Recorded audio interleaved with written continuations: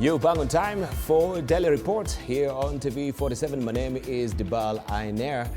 And of course, we want to begin the program right now looking at what has been happening. Kenya is once again on the edge. Tear gas in the air, peaceful protesters brutalized, and mass impunity.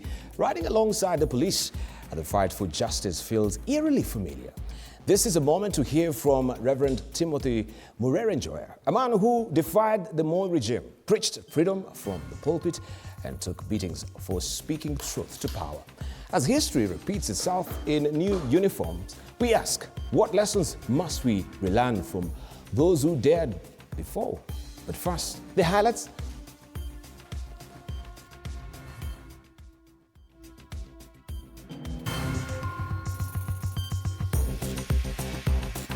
Tonight,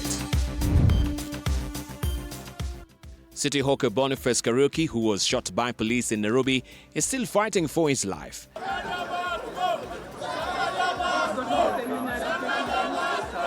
As Kenyatta University student who was also shot is discharged from Kenyatta Hospital. We are in deep pain seeing one Philip in bed, not because he's a thief, not because he robbed someone, not because he beat someone, not because he was fighting, but because he was in the street advocating for good governance.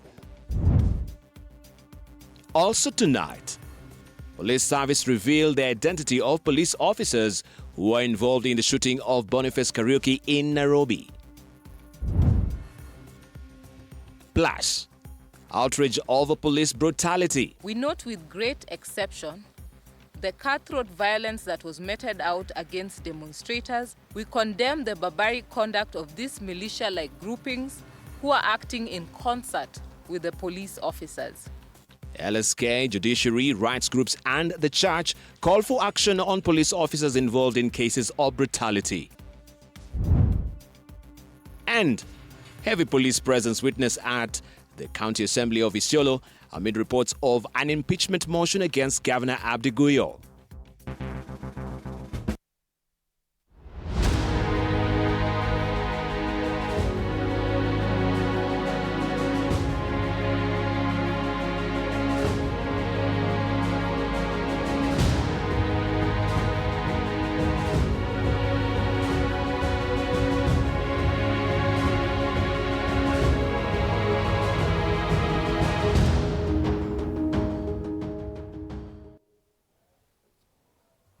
Welcome to the program, and co-anchoring with me is Rhoda Nyamai of the Sign Language.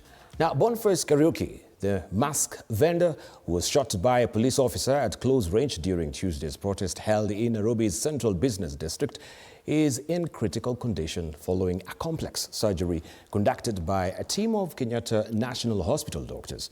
And as Samir Mohammed now reports, besides the hawker, the Kenyatta National Hospital confirmed that 15 other patients, totaling 16 casualties, were rushed to the hospital's emergency wing as a result of the protest. Amid the public outcry following videos circulating online showing two anti-riot officers cornering Kariuki along Moi Avenue and roughing him up before opening fire at a close range. Kariuki, a mask vendor in Nairobi CBD who was alleged to have lost his life, has been confirmed alive and is currently fighting for his life in the intensive care unit at the Kenyatta National Hospital. While his condition is critically ill, he is alive and is under close round-the-clock observation and care by our dedicated medical team. Nimemuona ICU, sasa nimeona ako sawa, lakini siwezi sema sana juu hiyo ni machine na naona anapiga roho sasa, lakini at least nimekuwa na imani kidogo. This comes after surgeons at the Kenyatta National Hospital successfully removed a bullet lodged in Boniface Kariuki's skull after he was shot during protests. The doctors further revealed Kariuki was shot on the left side of the head, leading to massive blood loss and life-threatening injuries. Ambacho tunashuku kuwa ama tunadhani ni risasi iliweza kusababisha uharibifu wa mfupa wa ubongo, mfupa wa kichwa, alafu pia kukawa na jeraha katika ubongo wake kwa kiasi fulani. According to the hospital's acting chief executive officer, Dr. William Sigilai, besides the hawker, the hospital confirmed that 15 others, totaling 16 casualties, were rushed to the hospital's emergency wing as a result of the protests. We received 16 casualties in our accident and emergency center yesterday from the demonstrations. The injuries that were described ranged from gunshot wounds to blunt trauma. Of the 16, 7 were admitted to the facility for further treatment, while the other 9 were treated and promptly discharged. He further stated that by Wednesday morning, 2 had undergone surgery and 4 more were on the theatre waiting list awaiting surgery. One other patient who remained unidentified as of this morning, having sustained a skull fracture reportedly from blunt trauma to the head. This, as the family of Boniface Kariuki is now seeking justice following the shooting of his firstborn son. Speaking to the press, Jonah Kariuki, Boniface's father, said like most Kenyans, he initially saw the video of his son being shot online but was skeptical. Pigiwa na wale wanakaaga na yeye. Na wale wanauzia pande hiyo yao nao. Na kuna ule sasa walikuwa wanauza na yeye na aliona. Vile wanafanya, wafai kufanya namna hiyo juu. Mtoto ni mtoto kama hao pia. Among the 7 discharged by the Kenyatta National Hospital is a Kenyatta University student, Philip Okech, who was shot in the neck during Tuesday's Nairobi protests. Speaking right outside the Kenyatta National Hospital and while still draped in his green patient gown and flanked by hundreds of his comrades, an unbowed Philip Okech fired a strong missile towards the president, asking him to put his house in order and rein in his police officers. We want you to take good control of your robots in uniform, the policemen, who sworn and vowed to take good care of the citizens. Yes. But they have proven that they can be the burning problem towards the unarmed, sober, innocent citizens of Kenya. Okech's shooting by police officers have been strongly condemned by other university students' leaders who slammed the police for excessive use of force while containing protesters. The person giving the police these orders to come and shoot aimlessly using live bullets. Today, Philip would have not been in this state if someone was held responsible. And that's why we are saying, as a group of comrades, that enough is enough. Samira Mohammed for TV47, Nairobi. Now, the family of Boniface Kariuki, a 22-year-old vendor who was shot by a police officer yesterday in Nairobi during protest, is calling for justice for their son, appealing for the officer who was recorded shooting him to face the brutal hand of the law. Our Wanga County reporter Robert Gakure caught up with the family in Kangema and filed this report. At Karirao village of Kangema constituency, we meet Susan Jerry, the mother to Boniface Kariuki, a hawker who was shot at close range by police officers during the protests in Nairobi on Tuesday. Tears of sorrow rolling down her face as she describes her son as a peaceful man and the family's pillar. Msaidie, sina mtoto mwingine kijana, ni wao tu, ni huyo tu. Askari asikwe ama atoke kwa kazi. The family of Boniface recounts how they received the news of their son being shot during the protests in Nairobi. Wameuliwa wengi, wasasi tunalia usiku na mchana. Outraged by this incident, relatives and friends now calling on the government to put measures to end such cases of human rights violations. Huyu askari Mungu amuone kwa kitendo ametufanyia. Mambo ambayo hatukuwa naye, sasa tuna huzuni. Leaders from Muranga have condemned this act, calling on police officers to refrain from using excessive force against Kenyans. We want to request everyone in government, you must respect the lives of Kenyans. Wale askari, na waomba hawa ni watoto wetu. Tafadhali usiwe mtoto mwingine tena. For now, the family is only hopeful that justice will be served. Robert Gakure, TV47, Muranga. Now, the rogue police officers captured on camera opening fire on hawker Boniface Kariuki at close range during Tuesday's demonstrations have been interdicted. This is according to the National Police Service. The officers were arrested on Tuesday, as Stanley Nyarengita now reports. A statement by the National Police Service spokesperson Mushiri Nyaga says that the two police officers who were recorded shooting Boniface Kariuki in Nairobi's CBD have been interdicted and are currently being processed by the homicide team, DCI headquarters, pending further action. The two police officers were arrested and have been identified as Police Constable Klinzi Baraza Masinde and Police Constable Duncan Kiprono. In this video that was recorded during the protests, the two officers were seen shooting Kariuki at close range when he was unarmed and selling face masks in Nairobi. One of them opened fire at close range using an anti-riot shotgun. The two officers were Wednesday booked at the Capitol Hill police station in Nairobi, with their firearms being confiscated, awaiting forensic analysis. However, Baraza Masinde's lawyers maintain that he is innocent. Our client Baraza is innocent. The photos circulating in the social media, those are AI-generated photos, and you are very well aware that those are not admissible in the court of law. The Director of Public Prosecutions is expected to present him before the Milimani Law Courts, where a miscellaneous application will be filed, seeking custodial orders to complete investigations. Further, the lawyers have stated that the medical records of Boniface Kariuki will determine charges preferred to Baraza. There is no live ammunition so far. There is no report of any live ammunition that was captured in the scene.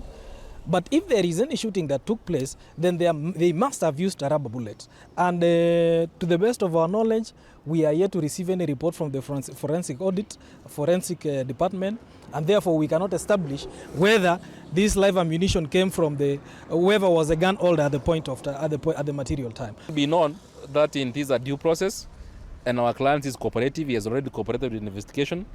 When you will be arraigned in court, you will still be ready, and we shall fight in court. But we urge the members of the public to be calm. The National Police Service has further confirmed that Kariuki is recuperating in stable condition at Kenyatta National Hospital in Nairobi following successful surgery. Stanley Nyarengita, TV47.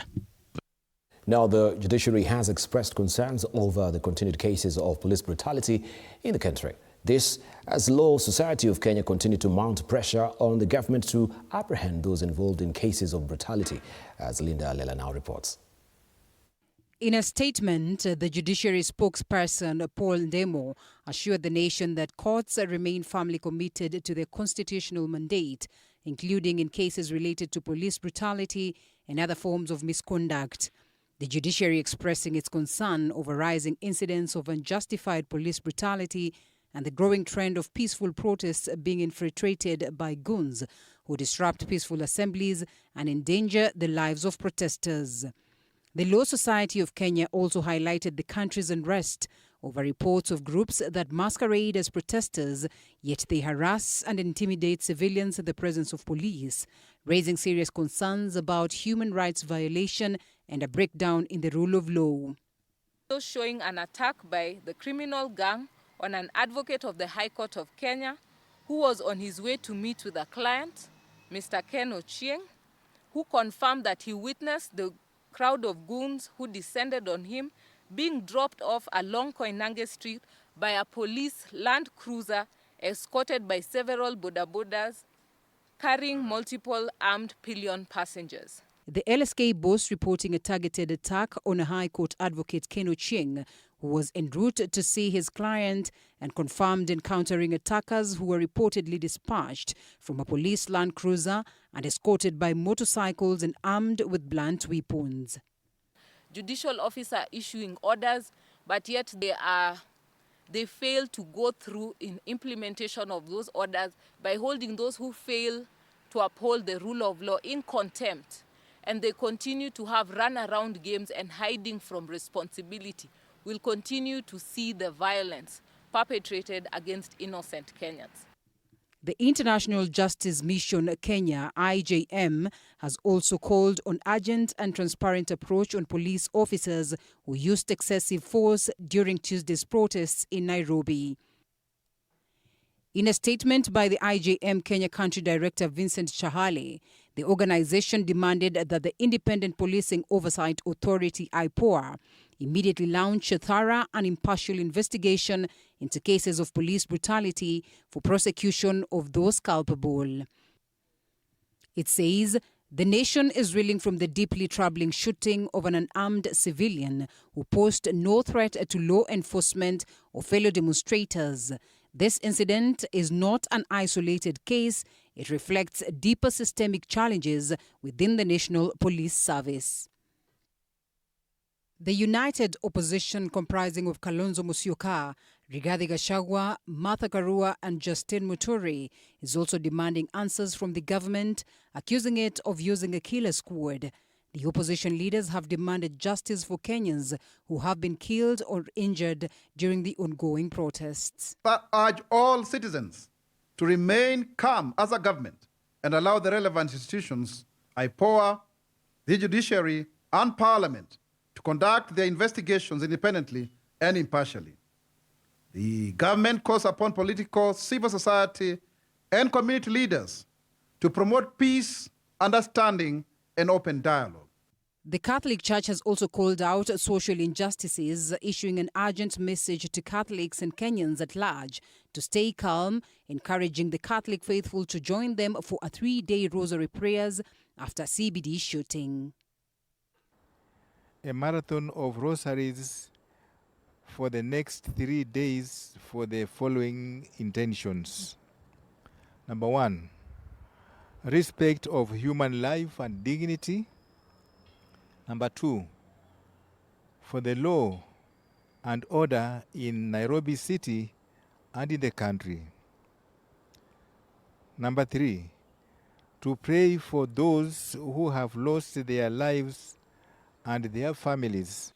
The clergy, alongside activists, condemned the point-blank shooting of Boniface Kariuki, a mask vendor, by police, the death of Albert Ojwang, as well as the looting of shops by goons during the protests.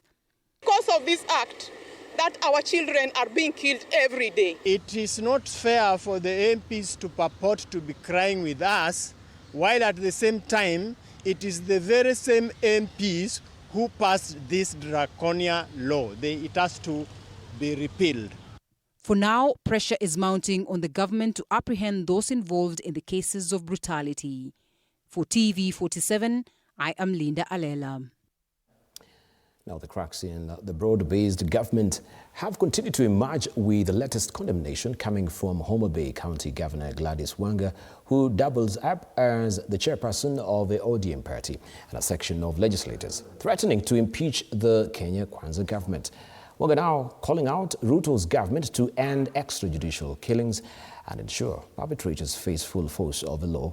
Wanga's disapproval of the broad-based government comes after his spouse George Wanga's appointment as chair of the Energy and Petroleum Regulatory Authority was revoked by President William Ruto through a Gazette notice. Joash Onsare has more. The recent cases of police brutality have now put the broad-based government at a crossroad. The latest reaction coming from ODM party chairperson Gladys Wanga, who says enough is enough, calling out President Ruto's government over the cases. Wanga wants the government to arrest all perpetrators of extrajudicial killing so that they face the full force of the law. Wanga's statement coming just days after Party Secretary General made similar remarks. Mwingine amekufa kwenye police station ya Katitu hapa juzi. Na ndio maana nasema hiyo mkataba haina maana. Mahali imefika, it doesn't matter what else Ruto does. It doesn't matter what else he does. That agreement is dead. It is dead. In a statement, Wanga noted that the ODM-UDA agreement explicitly prohibits extrajudicial killing, insisting that ODM's support to the broad-based government does not extend to extrajudicial killing and police brutality. At the National Assembly, a section of the members of parliament have threatened to impeach the Kenya Kwanza government. Given what happened to those who are demonstrating at what happened to Ojwang, to the extent that the same police are now escorting goons, we are in danger of sliding to a total banana republic. And if the executive cannot bring us back on course, it behoves this house to do so. I beg for this National Assembly to take the issue of police misuse and misconduct very seriously. On Wednesday, President William Ruto hosted a delegation from Kisumu at State House Nairobi defending the broad-based government. A broad-based government is neither a creation of Baba or myself. It is God-sent. I say that. Kenyans have been on ODM boss Raila Odinga's case over his silence on the ongoing killings. Joash Onsare, TV47, Nairobi. Well, let's cross over to Mombasa now, where it was a long wait for activists arrested in Mombasa yesterday during the protest as they waited for the courts to process them for charging. However, after hours of long wait, they were informed that their files were missing and referred to Nairobi. Our Mombasa reporter, Quinto Wafula, has more. 4 activists arrested on Tuesday in Mombasa. That is Francis Auma of Muhuri, Walid Sketi of Haki Africa, Batuli Swale of One Clear Nation, and Mugambi Gishunge of the Social Justice Center presented themselves before Mombasa Principal Magistrate Gladys Olimo on Wednesday, ready to answer to charges. However, after waiting for more than 3 hours, their hopes were dashed when it emerged that the case was not listed for hearing. Upon inquiry, they learned that their files were nowhere to be found within the court registry. The Office of the Director of Public Prosecution had not received any documents pertaining to this case. The unexpected revelation sparked frustration among the activists, who then resolved to visit Mombasa Central Police Station, where they had been detained and released on a 5,000 Kenya shillings cash bail each to seek clarification on the delay. There is already a violation of the law, and this is a matter we will take up with IPOA on the conduct of the police. At the station, they were informed that their files had been transferred to Nairobi, being an order from above, and that their bail had been extended until July 2nd, when they are expected to appear in the court once more.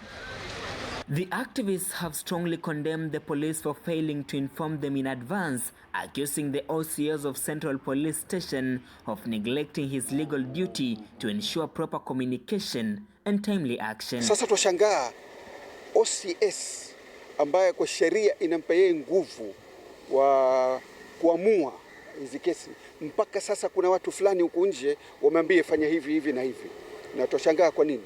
Quinto Wafula, TV47, Mombasa. And back in Nairobi County, business owners have reported massive losses after their shops were looted and vandalized during yesterday's demonstrations. They are now appealing to the government for support, saying that they are unsure how to recover. This follows a report released by the National Police Service confirming incidences of theft during the protest. Nairobi Governor Johnson Sakaja, however, insists on protecting the right to a peaceful protest and safeguarding public and private properties. A video that was recorded on Tuesday during protests shows the protest spiraling into chaotic looting. Individuals are seen breaking into shops and stealing items. Several business owners are now counting losses after their stores were vandalized by the demonstrators. Shop yangu ilivunjwa, wakachukua kila kitu. Ni duka imenigharimu kutoka nianzishe hadi hapo tumefikia, na ilikuwa imejaa stock. So unajijenga, unafikia mahali, alafu kuamka tu siku moja, within a few minutes kila kitu imeenda. They are now calling on the government to take firm action so that they can revive their businesses. Serikali pia niangalie hawa wafanyabiashara. The government has money that can compensate them ili maisha yao isifike mwisho. Tumeona president ni mtu mkarimu, anaenda kwa makanisa anatoa pesa. The Nairobi police bosses are however blaming it on goons whom they claim emerged and hijacked the protest, caused confusion as police could not recognize who are the peaceful protesters. Difficult to realize between the goons and the protesters. And that is why I'm saying also, our team are going to investigate who are these goons through the exploration of the photos we are seeing and who hired them. The National Police Service is now investigating to identify the goons who caused chaos and who was behind them. On some videos, police officers were recorded walking away with laptops and other electronic goods. The National Police Service has, however, called on shop owners within Nairobi's Central Business District whose premises were broken into and laptops stolen to visit the Central Police Station. Police claim that the laptops were recovered following the arrest of a suspect who is allegedly linked to a gang of criminals accused of stealing from shop owners during the protests. Nairobi Governor Johnson Sakaja has so far condemned the destruction and looting. National Cohesion and Integration Commission, NCIC, now says that a tweet made by blogger Albert Ojwang does not meet the legal threshold for hate speech under the Kenyan law. NCIC made the remarks during an event organized to mark the International Day for Countering Hate Speech. The National Cohesion and Integration Commission, NCIC, has explained that there are specific parameters in Kenya to determine what qualifies as hate speech and that Ojwang's online remarks did not meet that threshold. What the late Ojwang said does not even come close and does not even qualify to be hate speech, yeah? And we have in our constitution, Article 4, that defines what free speech is. You have the right to express yourself, but it's limited to propaganda to war, incitement to war, and hate speech. So what you see them saying is not really hate speech, and that was within his confines of his freedom of expression. Of course, if you feel somebody has offended you, you can file a complaint like was filed, but due process was not followed, and unfortunately we lost a life. And that is wrong. Ojwang was accused of tweeting a statement that allegedly targeted the Deputy Inspector General of Police, Eliud Lagat. The IG, Douglas Kanja, has already confirmed that his deputy, Lagat, who has since stepped aside, was a complainant in the case. The late Ojwang was arrested, together with a few others. This because there was a complaint that had been launched of the DIG case about his name being tarnished. So it is on that basis that investigations were actually being carried out, because he also had the right. NCIC has further clarified that for a statement to qualify as hate speech under Kenyan law, it must be proven to incite ethnic hatred or intended to cause division within society. And hate speech is not what, for the most part, you see online. It is offensive, yes. What you see online is very offensive. It is incendiary, but does not qualify, legally speaking, to the threshold of what hate speech is. For us, hate speech is defined in our Act, NCIC Act. For TID says it is usually defined when, in retrospect, rather in context when you are talking about an ethnic group with a cause of causing violence or conflict. Yeah. The clarification comes amid growing scrutiny of political rhetoric online.